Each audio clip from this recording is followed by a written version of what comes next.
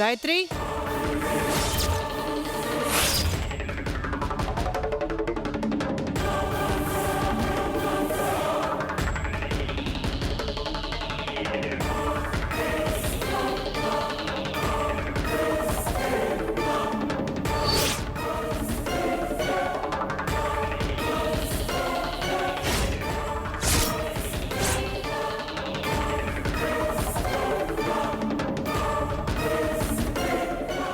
என்ன காயத்ரி பெயரஞ்ச மாதிரி இருக்க? வெயில்ல ரொம்ப தூரம் மாரத்தான் ஓடி போய் வந்திருக்கேன்னு கேள்விப்பட்டேன். ரிலாக்ஸ்ட் ஆயிட்டியா?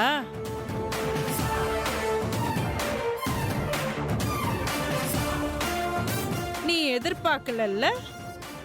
அந்த பியோனோட வீட்டுக்கு போய் கஷ்டப்பட்டு அவன் வைஃபை கன்வின்ஸ் பண்ணி உனக்காக அவளை பறிஞ்சு பேச வச்சு அந்த பியோன் நடந்ததெல்லாம் ஓப்பனா உன்கிட்ட சொல்லி அவனுக்கு தெரியாமலே ரெக்கார்ட் பண்ணி ரொம்ப கஷ்டப்பட்டிருப்ப போல.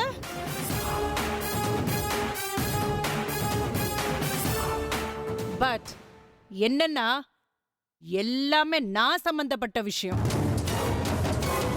நான் உன்கிட்ட ஏற்கனவே சொல்லியிருக்கேன் இல்லையா, இந்த உலகத்துல நான் ஜெயிச்சுக்கிட்டே இருக்கிறதுக்கு மட்டும்தான் பிறந்திருக்கேன். எனக்கு எதிரா இன்னொருத்தர் ஜெயிக்கிறது எனக்கு பிடிக்காது. வேண்டாம் ரதி தேவி.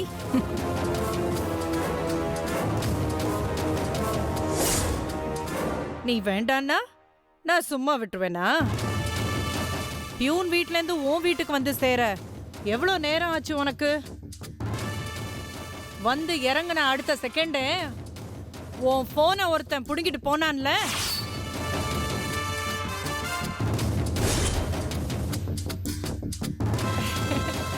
அவனை துரத்துக்கிட்டு நீ ஓடினது மிஞ்சி போன 2 நிமிஷம் இருக்குமா? அந்த 2 நிமிஷத்துல நீ வச்சிருந்த ஆதாரம் என் கைக்கு வந்துருச்சு.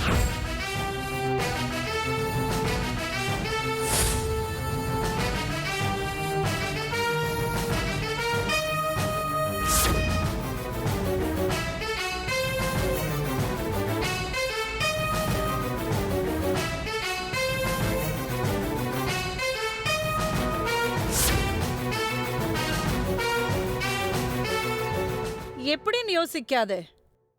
ரதி தேவி எப்பேற்பட்டவன் யோசி. அதுதான் உனக்கும் நல்லது, உன் புருஷனுக்கும் நல்லது.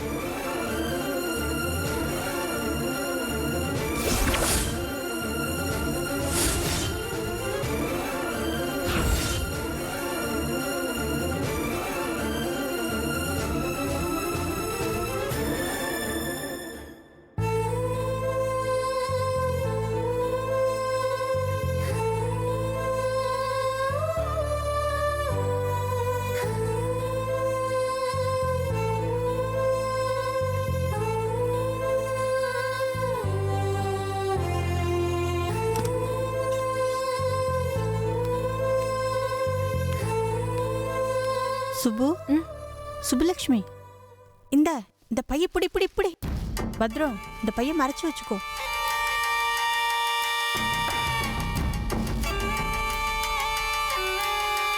எதுக்கு இந்த ட்ரெஸ் பாட்டி? நீ போட்டுக்கிற ட்ரெஸ் தான்.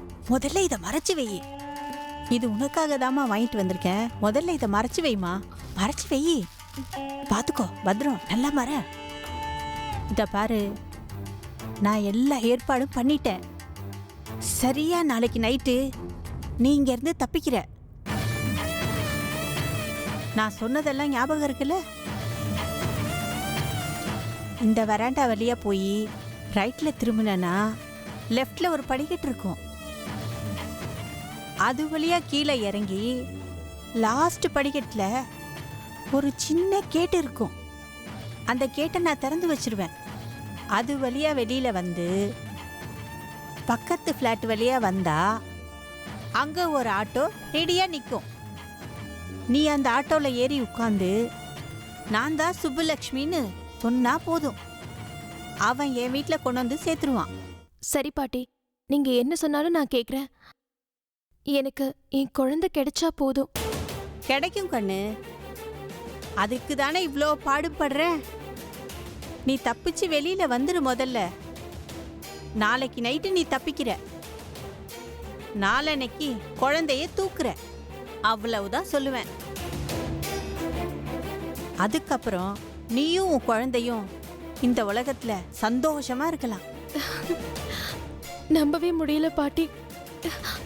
ஏதோ கனவுல நடக்கிற மாதிரி இருக்கு.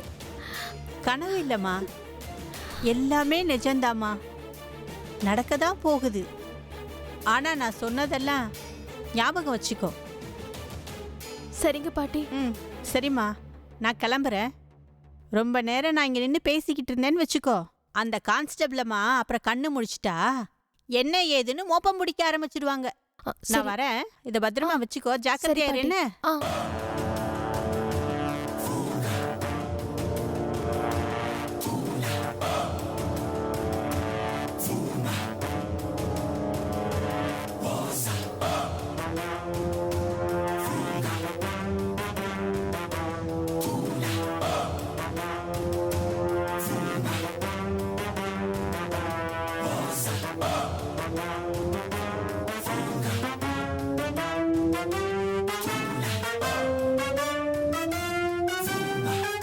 ஏய், நான் தாண்டா பேசுறேன்.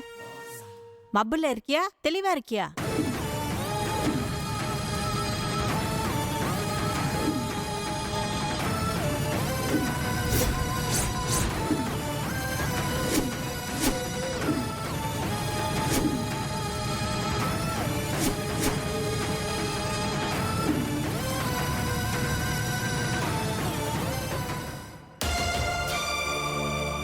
ரேணுகா, இன்னும் தண்டபணியை காணுமே, வந்துருவாருல்ல?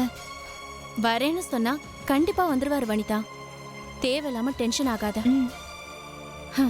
நீ பண்ணி வச்ச காரியத்துக்கு நமக்கு இப்படி ஒரு இமீடியட் சொல்யூஷனாவது கிடைக்குதேன்னு நினைச்சு சந்தோஷப்படு.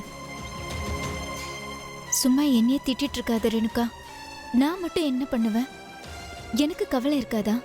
இல்ல பயம் இருக்காதா? இல்ல குற்ற உணர்ச்சி தான் இருக்காதா? போதும் விட்டுற. தயவு செஞ்சு இதை பத்தி திரும்ப திரும்ப பேசிட்டு இருக்காத. நான் தண்டபாணி கிட்ட என்ன பேசணும், எப்படி பேசணும்னு எல்லாமே தெளிவா சொல்லிட்டேன். உன் திருப்திக்காக தான் அவர் இங்க வந்து நம்ம எதிரில போன் பேசுறேன்னு சொல்லிருக்காரு. இல்லனா அவர் வீட்ல இருந்து பேசுறதுக்கு ரெடியா தான் இருக்காரு.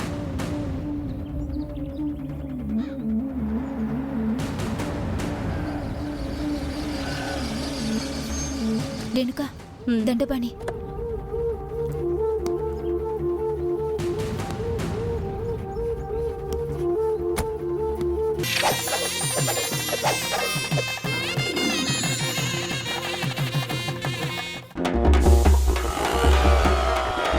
கீ ரோஸ்ட், இடியாப்பம் குருமா, அடா பிரேக்ஃபாஸ்ட் காம்போ, அடாடாடா, ஒரு மினி காஃபி வேணும்.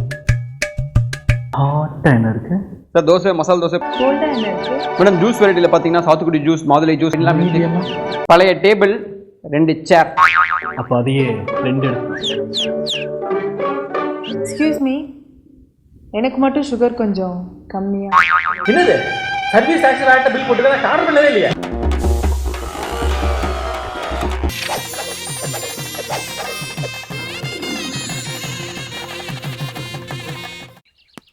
என்னம்மா ரொம்ப நேரம் நிற்க வச்சிட்டேனா? அதெல்லாம் ஒன்றும் இல்லை தண்டபாணி. நீங்க முதல்ல வனிதாவோட அத்தைக்கு ஃபோன் போடுங்க. பயத்திலேயே இவளுக்கு பாதி உசுறு போயிடும் போல இருக்கு. எதுக்குமா பயப்படுறீங்க? அதான் நான் இருக்கேன்ல. இந்த பாருங்க, இந்த ப்ராப்ளத்தை எவ்வளோ ஈஸியாக சால்வ் பண்ணுறேன்னு மட்டும் பாருங்க, ஓகேவா?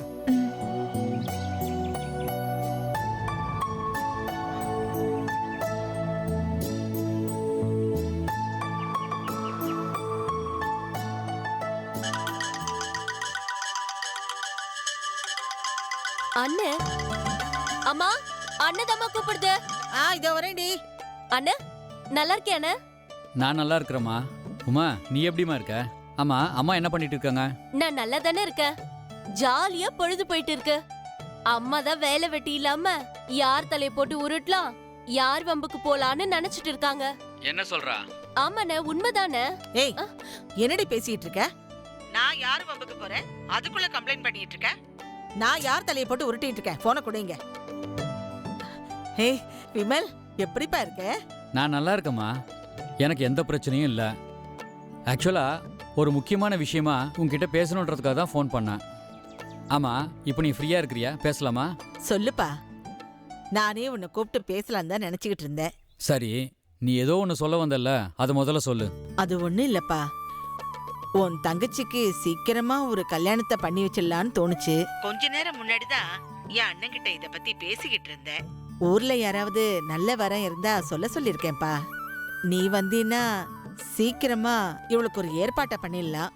ஏமா விளையாடுறியா? உமாக்கு இப்போ என்ன கல்யாண வயசா? என்னப்பா நீயே இப்படி பேசுற? நானே இப்படி பேசலனா வேற யார் பேசுவா? நேத்து உன் பொண்டாட்டி இவளை ஏதோ படிக்க வைக்கணும், காலேஜுக்கு அனுப்பணும், அப்படி இப்படின்னு பேச்ச ஆரம்பிச்சா. அதெல்லாம் வேண்டாம், சீக்கிரம் கல்யாணத்தை பண்ணி வச்சலான்னு சொன்னேன்ப்பா. அது அவளுக்கு பிடிக்கல, மூஞ்சை திருப்பிக்கிட்டு போயிட்டா. பத்தா குறைக்கு இவ வேற கல்யாணம் பண்ணிக்க மாட்டேன்னு அடிச்சாட்டியம் பண்ணிட்டு இருக்கா. நான் என்னப்பா பண்றது? அம்மா, நான் ஒன்று சொல்லட்டுமா? என்னைக்கோ ஒரு நாள் எல்லாருக்கும் கல்யாணம் நடக்க தான் போகுது. ஆனால் சின்ன வயசுலயே கல்யாணத்தை பண்ணி வச்சு அவளுடைய எதிர்கால கனவை அழிக்க வேண்டிய காரியத்தை நம்ம ஏன் செய்யணும்? என்னப்பா சொல்ற? இதோ பாருமா, நான் சீரியஸாக தான் சொல்கிறேன். உமாவை படிக்க வைக்கலான்னு வனிதா சொல்லியிருந்தானா அதுதான் கரெக்டு. உமாவுக்கு எந்த சப்ஜெக்ட் இஷ்டம்னு கேட்டு அவளுக்கு பிடிச்ச கோர்ஸ் அவளுக்கு பிடிச்ச காலேஜில் சேர்த்து அவளை நல்லா படிக்க வச்சு அவளுடைய எதிர்காலம் நல்லா இருக்கணும்னு தாமா எனக்கு தோணுது. ஏன்பா இப்படி புரியாம பேசுற? எனக்கும் வயசாயிட்டே போகுது, நீயும் வீடு தங்க மாட்டேங்கிற. வயசு பொண்ணு வீட்டுல வச்சுக்கிட்டு நான் எவ்வளவு கவலைப்பட்டுக்கிட்டு இருக்கேன்னு உனக்கு தெரியுமாப்பா? இதோ பாருமா, இதெல்லாம் கிராமத்தில் பேச வேண்டிய பேச்சு. சிட்டிக்கு வந்தாச்சுல்ல, இனிமே உனக்கு என்னம்மா பிரச்சனை? நான் இல்லைன்னா என்ன? அதான் வனிதா அங்கே இருக்கால, அவள் எல்லாத்தையும் பார்த்துக்க போறா. உமாவை கவனிச்சிக்க வேண்டிய பொறுப்பு வனிதாவோட தானே. ஆல்ரெடி நான் உங்ககிட்ட சொல்லியிருக்கிறேன்ல. அது என்னமோ வாஸ்தவம் தான்ப்பா. இவ்வளவு காலமா இல்லாம இப்ப என்னவோ நாத்தனார் மேல அன்பா அக்கறையா பாசமா நடந்துக்கிறா. அவளேதான் நேத்திக்கு படிக்க வைக்கிறேன்னு பேச்செடுத்தா. இதோ பாருமா, நான் தெளிவாக சொல்கிறேன். உமாவுக்கு குறைஞ்சது இன்னும் 3 வருஷமாவது ஆகட்டும், அதுக்கப்புறமா கல்யாணம் பண்ணி வைக்கலாம். இப்போ அவளை மேலே படிக்க வைக்கிறது தான் நல்லதுன்னு எனக்கு தோணுது. இதோ பாருமா, அது மட்டும் இல்லை, இங்கே இப்போ எனக்கு கிடைச்சிருக்கிற கான்ட்ராக்டு கொஞ்சம் பெரிய இடம். ஒரு புடி பிடிச்சேன்னா குறைஞ்சது அட் அ டைமில் 6 கோடி ரூபாய் சம்பாதிக்க முடியும். அப்படியா? பரவாயில்லையேப்பா, 6 கோடின்னா பெரிய தொகைதான். இதோ பாருமா, அதுக்கு மேலேயும் கூட சம்பாதிக்கலாம். ஆனால் என்ன தெரியுமா, முன்ன மாதிரியெல்லாம் நினைச்சா கிளம்பி வர்றது இனிமே முடியாது. அட்லீஸ்ட் இன்னும் 2 வருஷமாவது நான் இங்கேருந்து வேலை பார்க்க வேண்டியது இருக்கும். 2 வருஷமாப்பா? இதோ பாருமா, வேற வழி இல்லைம்மா. உழைக்க வேண்டிய வயசில் உழைச்சாதான் சம்பாதிக்க முடியும். அப்படி சம்பாதிச்சு வச்சாதான் நாளைக்கு வயசான காலத்தில் ஒரு மனுஷன் நிம்மதியாக இருக்க முடியும். இல்லைன்னா உடம்புல வியாதி வந்ததுக்கு அப்புறம் வேலை பார்க்க வேண்டிய சூழ்நிலை வந்துடும்ல. எதுக்கு வம்பு? வாய்ப்பு வரும்போதே செஞ்சிடலான்னு தோணுச்சு, செஞ்சுக்கிட்டு இருக்கேன். என்னமோப்பா, நீ நல்லா இருந்தா எனக்கு அதுவே போதும். அப்போ இவளுக்கு கல்யாணம் வேணாங்கிறியா? கண்டிப்பா இப்ப வேணாமா. முதல்ல அவளை ஒழுங்கா படிக்க சொல்லு. நான் வனிதா கிட்ட பேசுறேன். நல்ல காலேஜ் எதுன்னு விசாரிச்சு என்ன செலவானாலும் பரவாயில்லம்மா, கொண்டு போய் சேர்த்து அவளை நல்லா படிக்க வச்சு அட்லீஸ்ட் ஒரு டிகிரியாவது அவளை வாங்க வைக்கணும். நான் சொல்றது சரிதானே? சரிப்பா, நீயே சொன்னதுக்கு அப்புறம் நான் என்ன பண்ண போறேன்? இனிமே இவ கல்யாண பேச்சை எடுக்க மாட்டேன். போதுமாப்பா? சரிம்மா, அப்ப நான் வச்சிடுறேன். நாளைக்கு நான் ஃபோன் பண்றேன். உமாவை பார்த்துக்க. ஆமா, வனிதா பக்கத்துல இருக்காளா? இல்லப்பா, அவ எங்க வெளியில போனா, கோயிலுக்கு போயிருப்பான்னு நினைக்கிறேன்ப்பா. சரிம்மா, வனிதா வந்தா நான் பேசுனேன்னு சொல்லு. அப்ப நான் வச்சிடறேம்மா. சரிப்பா. தண்டபாணி, பயங்கரமான ஆளாயிட்டீங்க. உங்ககிட்ட இவ்ளோ திறமை இருக்கும்னு சத்தியமா நான் எதிர்பார்க்கல. ரொம்ப தேங்க்ஸ்மா. செய்கிற காரியம் தப்புன்ற உறுத்தல் மனசுக்குள்ளே இருந்தாலும் ஒரு நல்லது நடக்கிறதுக்காக தான் இவ்வளவும் பண்ணுறேன்னு நினைக்கிறப்போ மனசுக்கு ரொம்ப திருப்தியாக இருக்குது. எனக்கு இது போதுமா. ரொம்ப தேங்க்ஸ் தண்டபாணி. ஆக்சுவலா என் மாமியார் என்ன பண்ணுவாங்களோன்னு நான் கதி கலங்கி போய் தான் நின்றுட்டு இருந்தேன். ஃபோனை போட்டு விமலை ஊர்ல இருந்து வர சொல்லுன்னாங்கன்னா ஐயோ நான் எங்க போவேன்? இனிமே இந்த மாதிரிலாம் அவங்க சொல்லவே மாட்டாங்க. கவலைப்படாமல் நிம்மதியாக வீட்டுக்கு போங்க. அடுத்த 2-3 வருஷத்துக்கு உமாவுக்கு கல்யாண பேச்சே எடுக்கக்கூடாதுன்னு ஒரு பிட்டை போட்டிருக்கேன். 2வது, நான் ஊர்லேருந்து வர்றதுக்கு இன்னும் 2 வருஷம் ஆகும்னு இன்னொரு பிட்டையும் போட்டிருக்கேன். இது நல்லா வேலை செய்யும். நீங்கள் தைரியமாக இருங்க, சரியா? அப்போ நான் கிளம்புறேன் ரேணுகாம்மா, வரேன் வனிதாம்மா. சரி தண்டபாணி, ரொம்ப தேங்க்ஸ்.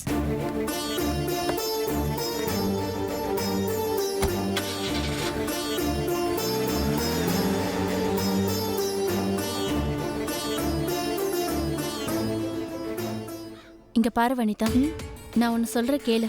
வீட்டுக்கு போனது முதல் வேலையா விமல் சம்பந்தப்பட்ட எல்லா திங்ஸையும் கலெக்ட் பண்ணி டிஸ்போஸ் பண்ற வழிய பாரு. புரியலையா? அவரோட டைரி, ஃபைல்ஸ், டாக்குமெண்ட்ஸ், பேப்பர்ஸ், இன்னும் என்னென்ன திங்ஸ்லாம் இருக்கோ எல்லாத்தையும் எடுத்து வெளியே எரிஞ்சிரு. அதுதான் உனக்கும் நல்லது, எல்லாருக்கும் நல்லது. சரி ரேணுகா, நான் அப்படியே செஞ்சுடுறேன். இல்லனா வீட்டுக்கு போனது முதல் வேலையா கவனமா எல்லாத்தையும் எடுத்து கலெக்ட் பண்ணி நீ ஒரு பேக்ல ரெடி பண்ணி வை. நம்ம 2 பேரும் எங்கேயாவது ஒரு லாங் டிஸ்டன்ஸ் போய் அதை டிஸ்போஸ் பண்ணிட்டு வந்துடலாம். சரியா? சரி. ஒன்னும் குழப்பம் இல்லையே? புரியுது ரேணுகா, போன உடனே செஞ்சு முடிச்சிடுறேன். சரி, வா போலாம்.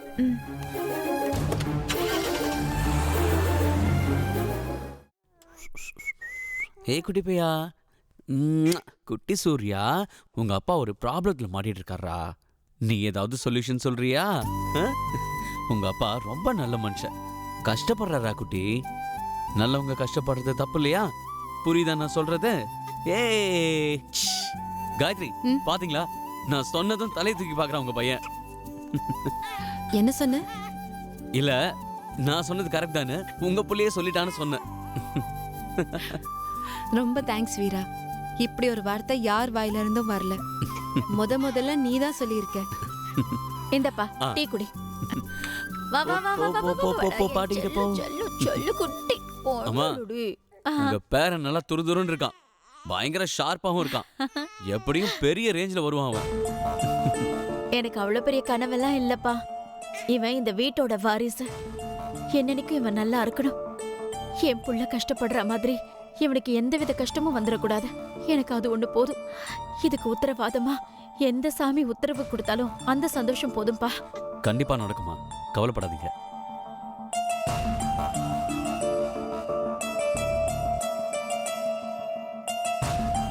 சூர்யா, என்னாச்சு சூர்யா? போன காரியம் நல்லபடியா முடிஞ்சதா? இல்லப்பா, கேஸை தள்ளி வச்சுட்டாங்க. அச்சச்சோ சூர்யா, ஏதாவது ப்ராப்ளமா? என்னதான் ப்ராப்ளம் இல்ல, எல்லாமே ப்ராப்ளம் தான். ஆனா ஒண்ணு மட்டும் எனக்கு நல்லா தெரியுது, இந்த கேஸும் சீக்கிரமா முடிய போறதில்ல, எனக்கு ஒரு வேலையும் கிடைக்க போறதில்ல. இதெல்லாம் நினைச்சாலே வெறுப்பா இருக்கு. ஐயோ, ஏன்பா அப்படிலாம் பேசுற? இத பாரு, எல்லாமே நல்லபடியா தான் நடக்கும். உன் மேல தப்பில்லாத வரைக்கும் நீ எதுக்கு இப்படி கவலைப்பட்டுட்டு இருக்க? தப்பு இருக்கேம்மா. அந்த ரத்திதேவி ப்ராப்பரா பிளான் பண்ணி என்னை பட்டானவர் மாத்த வச்சு அவ வலையில சிக்க வச்சுட்டா. நான் பணம் வாங்கலேன்னு வேணா என்னால ப்ரூவ் பண்ண முடியும். ஆனா பட்டானபரை மாத்தினது நான் தானேம்மா. அதுக்குண்டான தண்டனையை நான் அனுபவிச்சுதான் ஆகணும். தெரிஞ்சு செய்யற தப்புக்கும் தெரியாம மாட்டிக்கிறதுக்கும் நிறைய வித்தியாசம் இருக்கு சூர்யா. இங்க பாருங்க, நீங்க மனசு விட்டுறாதீங்க. நிச்சயமா இந்த கேஸ் நல்லபடியா தான் முடிய போகுது. உங்களுக்கு திரும்பவும் வேலை கிடைக்கதான் போகுது.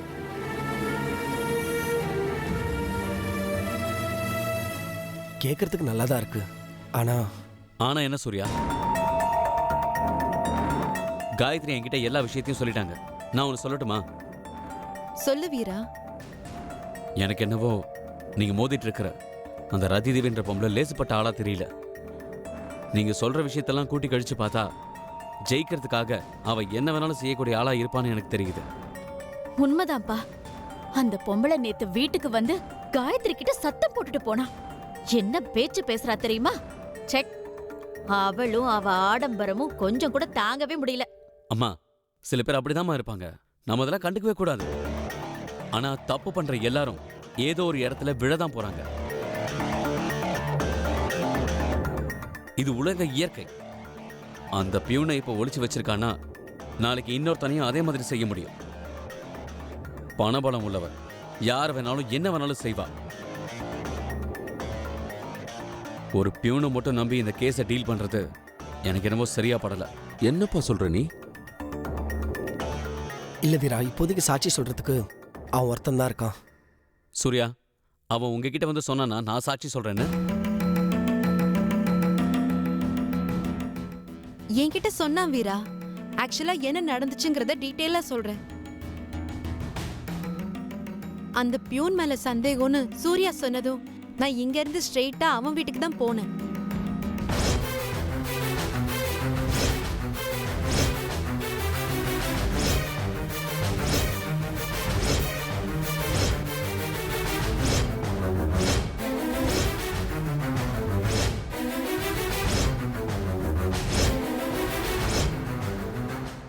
இதுதான் வீரா நடந்துச்சு. சாட்சி சொல்ல வரேன்னு அந்த பியூனும் ஒத்துக்கிட்டான். இந்த சூழ்நிலையில அவன் கோர்ட்டுக்கு வரலங்கிற பட்சத்துல நிச்சயமா அந்த ரதி தேவி தான் அவனை எங்கேயோ கூட்டிட்டு போய் மறைச்சு வச்சிருக்கா. காயத்ரி, நீங்க தான் சொன்னீங்க முள்ள முள்ளால தான் எடுக்க முடியும்னு. இந்த மாதிரி ஆளுங்களெல்லாம் வேற விதத்துல தான் டீல் பண்ணணும். வீரா, இந்த மாதிரி சூழ்நிலையில என்னால எதுவுமே யோசிக்க முடியல. உனக்கு ஏதாவது ஐடியா கிடைச்சா நீ சொல்ல. சூர்யா, நான் இப்ப எதையும் சொல்ல விரும்பல. ஆனா இந்த பிரச்சனையை என்கிட்ட விட்டுருங்க, நான் பாத்துக்கிறேன்.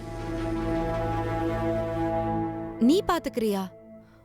உன்னால என்ன பண்ண முடியும் வீரா? காயத்ரி, நான் ஏதோ பண்ணிட்டு போறேனே, இப்ப அதுவா முக்கியம்? கோர்ட்ல இந்த கேஸ் சூர்யாவுக்கு சாதகமா தீர்ப்பாகணும். சூர்யாவுக்கு திரும்பவும் வேலை கிடைக்கணும். இதுதானே உங்க பிரச்சனை? ஆமா. நடந்துருச்சுன்னு வச்சுக்கோங்களேன், நான் என்ன பண்றேன், எப்படி பண்றேன், யாரை பிடிக்கிறேன், எதுவுமே என்கிட்ட கேள்வி கேட்காதீங்க. வேலையை பக்காவா முடிச்சு தருவேன். இது நான் உங்களுக்கு கொடுக்குற வாக்குறுதின்னு நினைச்சுக்கோங்க.